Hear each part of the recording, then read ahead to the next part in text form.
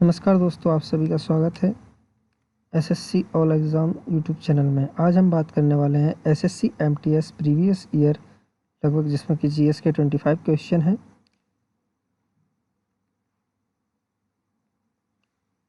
पहला क्वेश्चन है आपकी स्क्रीन पर। जब एक चींटी काटती है तो वह त्वचा में अम्लीय द्रव फॉर्मिक अम्ल इंजेक्ट करती है। त्वचा को उदासीन करने के लिए निम्नलिखित में से क्या लगाया जाना चाहिए?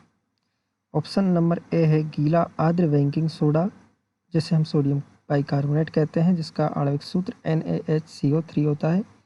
Option number B bleaching powder, जिसे हम व्यंजक चूर्ण कहते हैं। ऑप्शन नंबर सी नींबू का रस। ऑप्शन नंबर डी टमाटर का गुदा।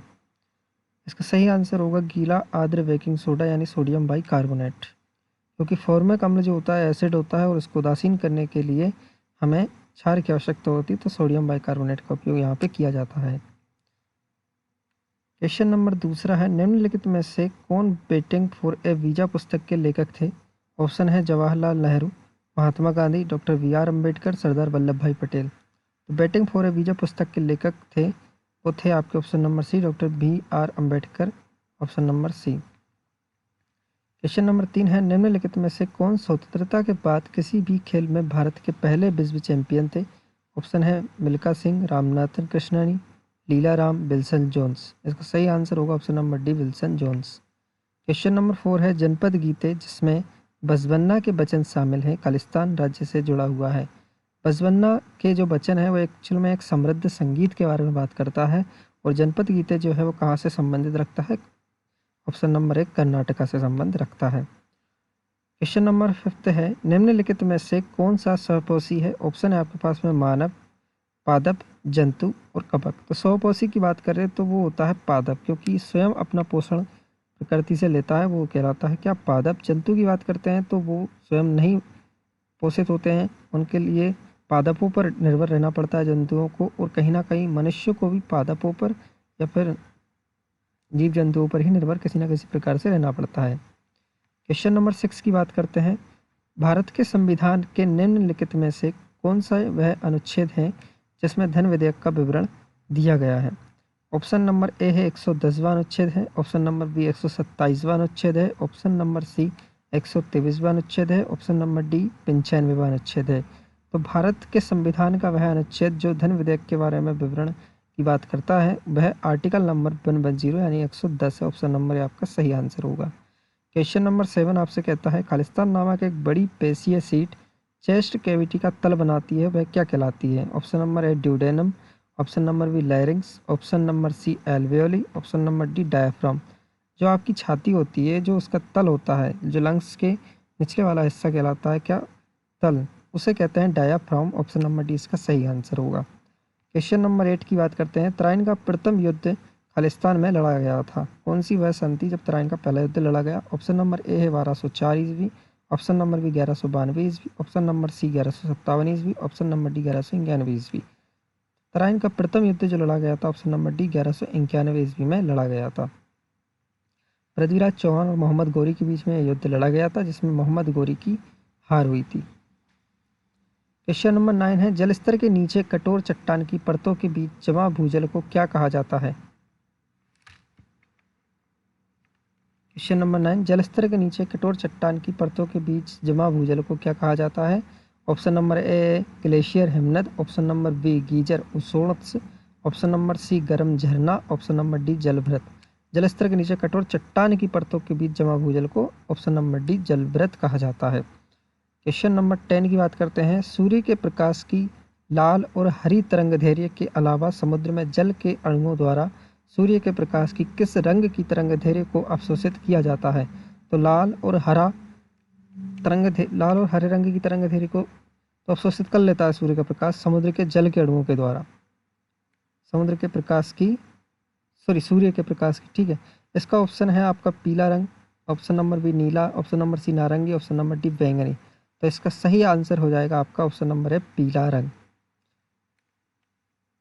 क्वेश्चन नंबर आपका 11वां है, पेटकर जो पेंटिंग है खालिस्तान के अद्वितीय सांस्कृतिक प्रतीक है। पेटकर पेंटिंग का किस राज्य से संबंध है, हमें यह बताना है। Option number A Jharkhand, option number B Chhattisgarh, option number C Telangana, option number D Karnataka. इसका सही आंसर होगा आपका option number A Jharkhand. Question number 12 है, किस वर्ष को international year of fresh water के रूप में मनाया गया था? International year of fresh water के रूप में किस वर्ष को मनाया गया है? ऑप्शन नंबर ए है वर्ष 2000, ऑप्शन नंबर बी है वर्ष 2007, ऑप्शन नंबर सी है वर्ष 2009, ऑप्शन नंबर डी है वर्ष 2003। इसका सही आंसर होगा ऑप्शन नंबर डी, वर्ष 2003। नेक्स्ट क्वेश्चन है क्वेश्चन नंबर 13, सिपाही विद्रोह किस वर्ष समाप्त हुआ था? सिपाही विद्रोह किस वर्ष समाप्त हुआ था? Option number A 1888, option number B 1874, option number C 1947, option number D 1858। सिपाही विद्रोह किस वर्ष समाप्त हुआ था? इसका सही आंसर होगा option number D, 1858। Question number 14 है, निम्नलिखित में से कौन सा मेला मस्तान शाह बली, यहाँ पर याद रखना मस्तान शाह अली नहीं है, ये बली है, बली नहीं अली है, मस्तान शाह अली के दरगाह पर आयोजित किया जाता है। ऑप्शन है आपके, ऑप्शन नंबर ए दामोनी उर्स, option number B Pir Budan का मेला, ऑप्शन नंबर सी हीरा भूमिया का मेला, ऑप्शन नंबर डी करम का मेला। दामोनी उर्स जो होता है वो सागर मध्य प्रदेश में लगाया जाता है और इसका सही आंसर है दामोनी उर्स। पीर बुदान मेले की अगर बात करें तो ये शिवपुरी मध्य प्रदेश में आयोजित होता है। हीरा भूमिया का मेला जो होता है वो गुना और ग्वालियर में आयोजित होता है। करम का मेला इसका मुझे पता नहीं। ये 3 मेले जो थे वो मध्य प्रदेश से संबंधित थे, इसलिए आपको यहाँ पर डिटेल में इनके बारे में बताया गया है। क्वेश्चन नंबर 15 की बात करते हैं, भारत का जो संविधान है उसका वह कौन सा आर्टिकल ये घोषणा करता है कि भारत के संविधान 1950 के प्रारंभ से पहले भाग 3 के साथ असंगत कानून शून्य है? Article number 10, article number 13, article number 19, article number 17। इसका सही आंसर होगा option number B, article number 13। यह घोषणा करता है कि भारत का संविधान 1950 के प्रारंभ से पहले भाग 3 के साथ असंगत कानून शून्य है। क्वेश्चन नंबर 16 ने बात करता है कि निम्नलिखित में से किसे अगस्त 2020 में HDFC बैंक के प्रबंध निदेशक और CEO के रूप में नियुक्त किया गया था? ऑप्शन है Ramdev Agarwal, option number B Shashidhar Jagdishan, option number C Manoj Sinha, option number D Aditya Puri. तो इसका सही आंसर होगा HDFC बैंक के जो प्रबंध निदेशक और CEO 2020 अगस्त में थे वो थे Shashidhar Jagdishan.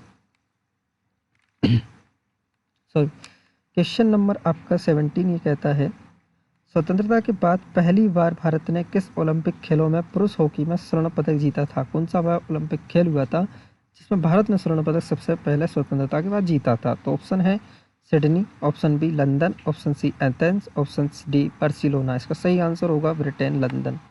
Option number B London में सबसे पहले स्वतंत्रता के बाद भारत ने ओलंपिक्स में स्वर्ण पदक जीते थे, ये जीता था। क्वेश्चन नंबर 18 है, द्विवार्षिक पर्यावरण प्रदर्शन सूचकांक एनवायरनमेंट परफॉर्मेंस इंडेक्स 2020 के 12वें संस्करण में भारत का स्थान क्या था?